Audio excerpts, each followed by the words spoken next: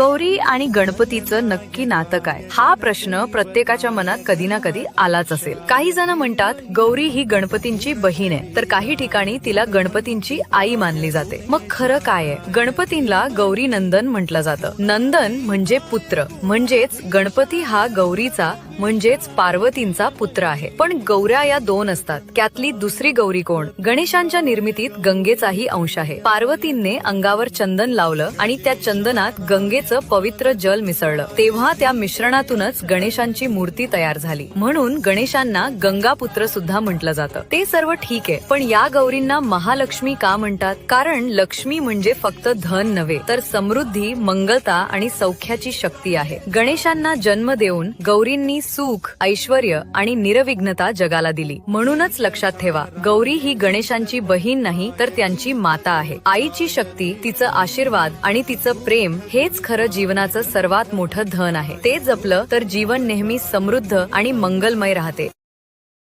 Download ShareChat.